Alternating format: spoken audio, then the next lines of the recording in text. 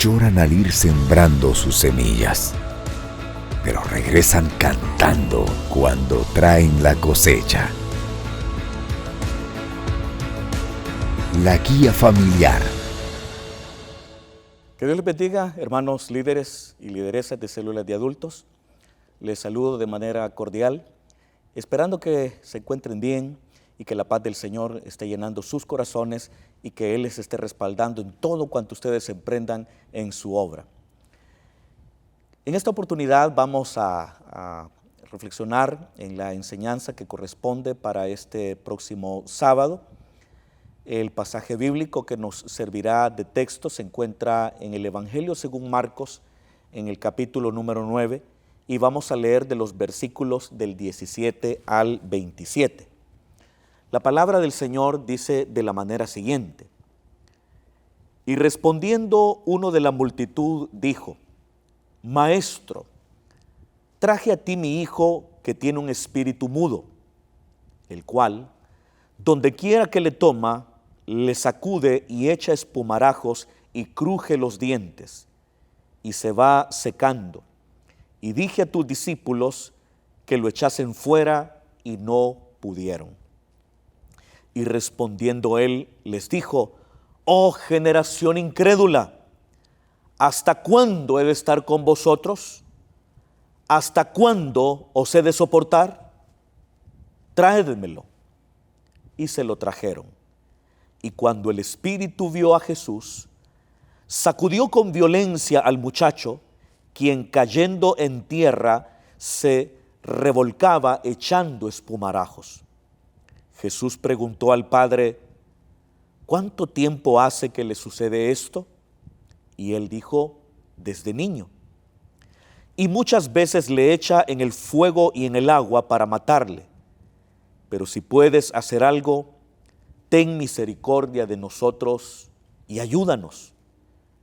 Jesús le dijo: si puedes creer, al que cree todo le es posible. E inmediatamente el padre del muchacho clamó y dijo: creo, ayuda mi incredulidad. Y cuando Jesús vio que la multitud se agolpaba, reprendió al espíritu inmundo, diciéndole: espíritu mudo y sordo, yo te mando, sal de él y no entres más en él. Entonces el espíritu, clamando y sacudiéndole con violencia, salió, y él quedó como muerto. De modo que muchos decían: está muerto. Pero Jesús, tomándole de la mano, le enderezó y se levantó. Muy bien, hermanos, este es el pasaje bíblico que vamos a estar estudiando esta semana con el tema salvación del maligno. La verdad central es que si confiamos en el Señor, seremos librados del maligno.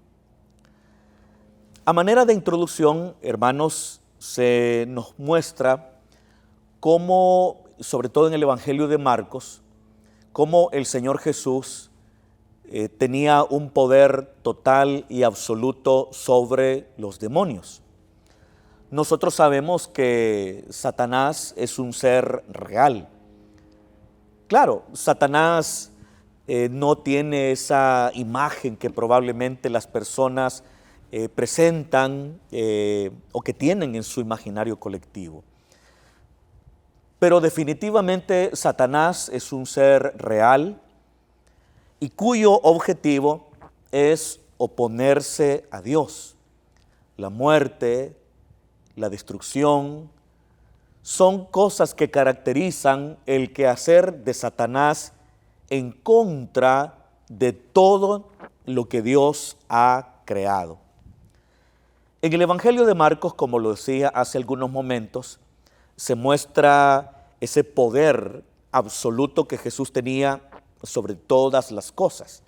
Es más, si nosotros leemos desde el capítulo número 1 hasta el capítulo número 7, vamos a darnos cuenta cómo Jesús va realizando milagro tras milagro, milagro tras milagro, y entre todos aquellos milagros extraordinarios realizados por Jesús, estaban aquellos en los que liberaba a personas del poder de Satanás y los demonios. Acá se muestra también siempre en la introducción cómo el accionar de Satanás en contra de los seres humanos no consiste solamente en posesiones.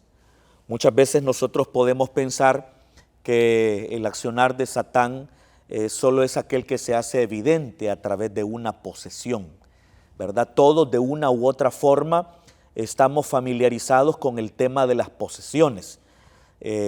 Algunos tendrán una debida instrucción acerca del tema, otros probablemente no tanto, pero todos de alguna forma conocemos el tema de las posesiones. Es cuando un espíritu malo o muchos demonios toman control de una persona, porque una persona puede ser poseída por un espíritu, pero también puede ser poseída por muchos espíritus. Pero la posesión no solamente es una de las maneras a través de las cuales Satanás ataca a los seres humanos. También lo hace a través de sus perturbaciones, a través de sus influencias, de tal manera que habrá personas que tienen obsesiones, compulsiones negativas, destructivas. En algún momento dado pueden incluso tener alguna pesadilla. Habrá una serie de elementos que el enemigo hace con el propósito de desmejorar la calidad de vida de las personas. Entonces puede ser a través de perturbaciones, a través de sus influencias y en el peor de los casos a través de las posesiones. Entonces acá también en este aspecto, en la introducción, ahorita nos encontramos todavía en la introducción, hay que aclarar que no todas las personas que tienen alguna obsesión o alguna compulsión, que tienen pesadillas, que tienen ataques epilépticos, que tienen pensamientos suicidas, no deberemos de pensar que todo, absolutamente todo, se debe a Satanás. El ser humano es lo suficientemente pecaminoso o lo suficientemente pecador como para que muchas de estas cosas sean provocadas debido a su mala conducta. Entonces no se debe concluir a la ligera que una persona está perturbada, influenciada o poseída por demonios cuando vemos algunas características que acabamos de mencionar. Muy bien, vámonos entonces al punto número 1 que dice perjuicios que causan los demonios. No es la palabra prejuicio, es decir, cuando alguien se hace un juicio antes de saber con precisión alguna verdad, sino que está hablando de perjuicios, está hablando de daños, está hablando de deterioro, del deterioro y los daños que los demonios provocan en las personas. Este pasaje bíblico es un pasaje bíblico dramático que nos presenta al Señor Jesús teniendo un diálogo con un padre que está desesperado porque su hijo está gravemente atormentado por un demonio. Jesús venía descendiendo del monte, él acababa de transfigurarse delante de sus discípulos, la voz divina acababa de decir que él era su hijo amado y que a él debían escucharlo. Acababa de hablar con Elías y Moisés acerca de su pronta llegada a Jerusalén. Y ustedes saben que cuando Jesús hizo eso estaba en compañía de Pedro, Jacobo y Juan. Y 9 discípulos se habían quedado allá abajo. Entonces, mientras ellos estaban ahí arriba, un padre desesperado había buscado a los discípulos de Jesús con el propósito que le dieran una respuesta, con el propósito que le ayudaran, porque su hijo estaba realmente deteriorado por el accionar de este demonio. Pero los discípulos no pudieron. Los discípulos lidiaron con la situación, pero no pudieron liberar a aquel jovencito de su posesión demoníaca. De modo tal que cuando Jesús baja del monte acompañado de Pedro, Jacobo y Juan, este padre se acerca a él y le empieza a pedir su ayuda, le empieza a pedir su auxilio. y le cuenta cómo llevó su hijo a sus discípulos, pero no habían podido ayudarlo. Jesús se molestó, los llamó incrédulos a sus discípulos y luego él dice, tráiganmelo para acá, ¿verdad? Entonces, a partir de ese momento se empieza a hacer evidente el problema que este muchacho tenía, porque dice el padre le explica al Señor Jesús cómo aquel muchacho muchas veces era tomado por el demonio en cualquier momento, es decir, en cualquier momento el espíritu se apoderaba de ese muchacho. Aquí dice donde quiera que le toma, es decir, podía ser cuando estaba dormido, podía ser cuando estaba fuera de casa, cuando estaba dentro de casa, cuando estaba comiendo, cuando estaba realizando alguna tarea, en cualquier momento, en cualquier lugar el espíritu lo tomaba. Y el muchacho caía al suelo echando espuma por la boca y crujía sus dientes. Y dice, y se está secando. Es decir, el muchacho había perdido mucho peso, su estado espiritual y de salud era terrible, era deplorable.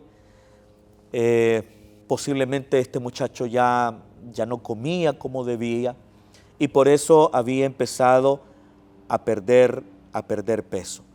Entonces, cuando Jesús dice, tráiganme al muchacho, dice la Biblia que cuando el muchacho era llevado, el espíritu vio a Jesús, el espíritu que estaba dentro del muchacho vio a Jesús e inmediatamente el muchacho cayó con violencia, ¿verdad?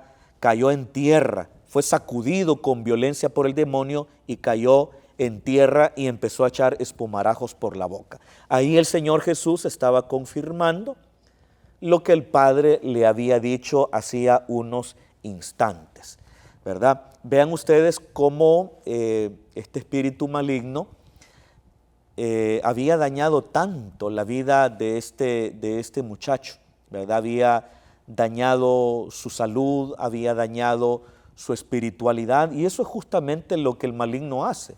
Lo que el maligno procura es destruir a los seres humanos, es dañar sus vidas echando mano de diferentes recursos, porque esa es la labor de Satán, matar, destruir, el hurtar, esa es la labor del maligno. Y eso era lo que estaba haciendo con aquel muchacho, lo estaba destruyendo de manera paulatina. En algunos momentos quiso destruirlo de una sola vez, porque el Padre le dijo al Señor Jesús que algunas veces el Espíritu lo arrojaba al fuego con el propósito de quemarlo y otras veces lo arrojaba al agua con el propósito de ahogarlo. Es decir, había momentos en que el espíritu que poseía a este muchacho quería destruirlo de una forma inmediata, ¿verdad? Porque ¿cuánto puede tardarse una persona en el fuego para morir? ¿Cuánto puede tardarse una persona ahogándose en el agua? Es cuestión de minutos, es cuestión de muy poco tiempo. Entonces, este espíritu era tan agresivo que había querido destruir a este muchacho de una forma inmediata. Pero la familia ahí estaba siempre pendiente de sacarlo del fuego, pendiente de sacarlo del agua. Y cuando Jesús ve al muchacho echando espumarajos por la boca y contorsionándose después de haber sido sacudido violentamente por el demonio, le pregunta al Padre, ¿desde cuándo le ocurre esto?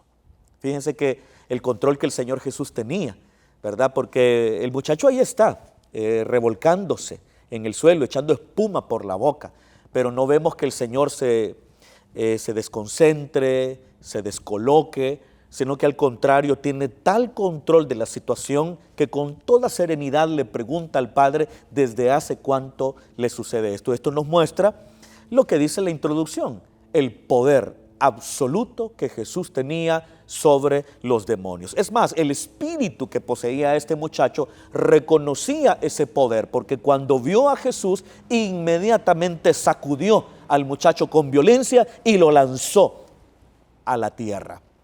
la respuesta del padre era igual de desgarradora que el informe que anteriormente le había dado al Señor Jesús. Le dijo, eso le ocurre desde niño. Vean ustedes que Satán no tiene inconvenientes en destruir a los seres humanos sin importar la edad.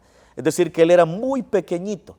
Él era muy pequeño cuando ese espíritu tomó control y tomó posesión de él. No podemos saber qué tipo de situación habrá vivido esa familia como para que un espíritu se apoderara de un niño pequeño. Es imposible saberlo y cualquier cosa que nosotros digamos será mera especulación. Pero lo que no podemos negar, lo que no se puede dudar, es que ese muchacho estaba en esa condición deplorable desde que era un niño. Entonces, es ahí también cuando el padre agrega, algunas veces le tira al agua, otras veces le tira al fuego. Entonces, para matarle, el padre dice cabal para matarle, y era obvio, lo hizo para matarle. Entonces, eso es lo que nosotros notamos ahí, es como el enemigo por un lado destruye, ¿verdad? Vemos los efectos que había provocado en este muchacho. Lo está destruyéndolo físicamente. Está destruyendo toda su vida. Este muchacho no podía hacer prácticamente nada, no podía desarrollarse en la vida en ningún aspecto, porque este espíritu podía tomarlo en cualquier momento. En cualquier momento podía tomarlo. Entonces la vida de este muchacho se había estancado, no se estaba desarrollando en ninguno de los ámbitos. En ninguno de los ámbitos de la vida. Entonces, y por si eso fuera poco, pues físicamente él se está deteriorando cada vez más. Y no solamente él, sino su familia, porque cuando el padre está hablando con el Señor Jesús, el padre le dice, si puedes hacer algo, ten misericordia de nosotros y ayúdanos. Eso es lo que le dice el padre. Si puedes hacer algo, ten misericordia de nosotros. No dice, ten misericordia de mí. No dice ayúdame, sino dice ten misericordia de nosotros y ayúdanos. Es decir, que esto también suponía un golpe muy grande para la familia, porque si en algún momento dado este demonio en cualquier momento podía tomarlo y echarlo al fuego y echarlo al agua, la familia tenía que estar pendiente de él en todo momento, siempre tenía que haber alguien cerca de él para salvarlo, para liberarlo de las intenciones homicidas del espíritu que lo poseía. Entonces, hermanos, aquí nosotros estamos viendo los perjuicios que causan los demonios, ¿verdad? Los demonios son una realidad y su accionar en contra de los seres humanos es el de destruirlos, el de dañarlos, el de deteriorarlos. Punto número 2, se requiere confianza en Dios para ser salvados. En el versículo número 22, el padre le dijo a este muchacho, si puedes hacer algo, ten misericordia y ayúdanos. Y Jesús, claro, lo que Jesús le dijo, si puedes creer, al que cree, todo le es posible. E inmediatamente, es el versículo 23, e inmediatamente el padre del muchacho clamó y dijo, creo, ayuda mi incredulidad. ¿Qué es lo que necesita el ser humano para liberarse del poder del maligno? Lo que el ser humano necesita es fe en Dios. Eso es lo que el ser humano necesita, fe en Dios. Eso fue lo que Jesús le dijo al Padre. El Padre le dice, si tú puedes hacer algo, ten misericordia de nosotros y ayúdanos. Claro, Jesús podía hacer no solo algo, Jesús podía hacer mucho por ese muchacho poseído, podía hacer mucho por ese padre desesperado, podía hacer mucho por esa familia que sentía el peso de los efectos provocados por la posesión de aquel integrante joven de esa familia. Entonces Jesús prácticamente le dice, no es un asunto de si yo puedo o no puedo, sino que es un asunto de si tú crees. Y Jesús dijo, si tú crees, al que cree todo le es posible. Hay personas que verdaderamente están perturbadas por espíritus. Hay personas que están perturbadas por espíritus. Como decíamos en la introducción, uno no puede irresponsablemente atribuir a la acción de los espíritus cierto tipo de padecimientos que pudieran tener una razón psicológica, fisiológica, ¿verdad? De ahí que es bien importante una atención médica adecuada, así como también el discernimiento espiritual, porque hay cosas que pueden atenderse a través de tratamientos y a través de medicamentos. Y cualquier cosa que pueda resolverse por medio de un tratamiento médico, por medio de medicamentos, eso no es una posesión. Porque los demonios, los espíritus malignos, no van a salir por los medicamentos que una persona pueda tomar, ¿verdad? Entonces, pero si es un accionar de los demonios, entonces ahí sí se requiere una intervención milagrosa del Señor. Y para que haya una intervención milagrosa del Señor se necesita que las personas le crean a Dios. Hay personas que sufren mucho y ya se comprobó que no es una causa fisiológica, psicológica, ¿verdad? Ya le dieron un tratamiento, ya le dieron medicamentos y no se recupera. Entonces es muy posible que esa persona está siendo objeto de alguna perturbación maligna. Y es ahí cuando debemos de hablarle de la buena nueva de salvación. ¿Y qué dice esa buena nueva? Esa buena nueva dice que Él vino a libertar a los cautivos y a los oprimidos por el diablo. Pero para que esa realidad liberadora llegue a las personas que están estorbadas o perturbadas o hasta poseídas, se debe creer en Jesucristo, se debe de creer en el Hijo de Dios. Eso es sumamente importante. Aún aquellas personas que están poseídas por demonios tienen momentos de lucidez. En esos momentos de lucidez se puede hablar a esa persona y llamarla al arrepentimiento y llamarla a la conversión. Entonces es bien importante que las personas le crean a Dios, crean al Evangelio y crean que el Señor tiene el poder para liberarlos de las ataduras que ellos tienen. Punto número 3. El punto número 3 es la salvación del maligno. Dice la Biblia que cuando aquel padre le dice, creo, ayuda a mi incredulidad, la multitud se empezó a golpar, ¿verdad? Porque ahí la gente estaba pendiente. Usted sabe, a la gente le gusta pues ver, curiosear, ¿verdad? Entonces cuando Jesús ve que la gente se agolpa, inmediatamente se apresura a liberar a aquel muchacho. El Señor Jesús no quería ningún tipo de publicidad, sobre todo aquí en el Evangelio de Marcos, que hay algo que no podemos explicar ahora, pero que se conoce como el secreto mesiánico. Y el secreto mesiánico consistía básicamente en que Jesús por un momento, por un tiempo, antes de su crucifixión, antes de su muerte, oculta su identidad como Mesías. Entonces por eso uno va dándose cuenta en el Evangelio de Marcos que Él se oculta de la gente y cuando hace un milagro le dice a la gente, no se lo cuentes a nadie. Eso se llama el secreto mesiánico. Entonces cuando las multitudes se agolpan, Jesús inmediatamente lo sana porque Él no quiere que las multitudes vean lo que Él va a hacer. No quería publicidad. Entonces inmediatamente el Señor lo que hace es que le habla a ese espíritu. Era un espíritu mudo y sordo, ¿verdad?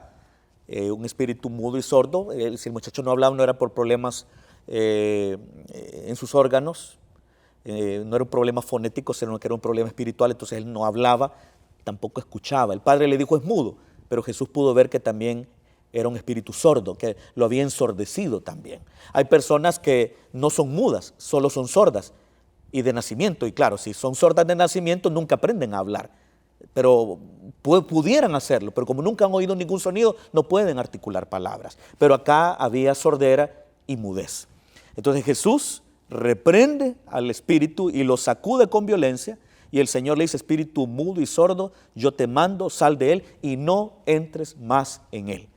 Y en ese momento el espíritu gritó, el demonio gritó, qué grito más espeluznante habrá sido ese, y lo sacudió con violencia y salió, y el muchacho quedó como muerto, de tal manera que las personas creían que estaba muerto, pero Jesús lo tomó de la mano, le enderezó y lo levantó. Entonces ahí llegó la salvación del maligno, llegó el momento en que el Señor liberó a ese muchacho del poder de Satanás. Jesús sabía que ese era un espíritu mudo y sordo, y Y ese espíritu provocaba todas esas demás cosas que ya mencionamos, que lo tira al fuego, que lo tira al agua, que lo hace sacudir con violencia, que echa espumarajos por la boca, que cruje los dientes. Ese espíritu maligno hacía todo eso, pero cuando llegó el Señor Jesús, lo liberó completamente. Y cuando lo liberó, aquel muchacho ya no volvió a experimentar aquellos padecimientos. Era una prueba indubitable que los padecimientos que este muchacho tenía no eran de su cerebro, no eran psicológicos, sino que eran padecimientos eminentemente espirituales, que eran el resultado directo de una posesión demoníaca. Muy bien, entonces, ¿qué podemos decir a manera de aplicación? Bueno, que los demonios siguen obrando, así como lo hicieron en el pasado, así lo siguen haciendo ahora.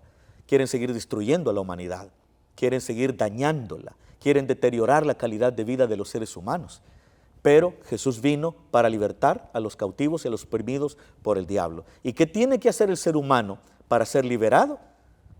Hacer lo que el Padre hizo, ir a Jesús, pedir a Jesús y creerle a Jesús. Y eso es lo que debe hacer toda persona que está siendo víctima de alguna influencia maligna, de alguna perturbación diabólica. Tiene que ir a Jesús y creer en su palabra y en su nombre glorioso. Hermanos, espero que el Señor pueda respaldarles poderosamente esta semana, que su Espíritu Santo esté con ustedes y pues también espero que estos insumos puedan serles de mucha utilidad en la preparación de la enseñanza. Que Dios les bendiga. Lloran al ir sembrando sus semillas, pero regresan cantando cuando traen la cosecha. La guía familiar. Un saludo para usted que nos está sintonizando. Mi nombre es Isaac Pozo, soy pastor del distrito número 2 y me dirijo a ustedes en esta ocasión para invitarles a que puedan asistir a una de nuestras células este próximo fin de semana para que esté siempre fortaleciendo su vida espiritual. La célula infantil que estaremos desarrollando, el tema es No te alegres. También en la célula familiar el tema será salvación del maligno, y a nuestras células juveniles el tema será un gobernante en el foso. Bueno, esta es una invitación para que usted haga el tiempo, asista a una de nuestras células. Usted puede edificar su vida, crecer en el conocimiento de la palabra, y recuerde, lleve un amigo, porque nuestras células son de carácter eminentemente hablando evangelizadoras. Así que lleve un amigo y le esperamos. Dios les bendiga a todos.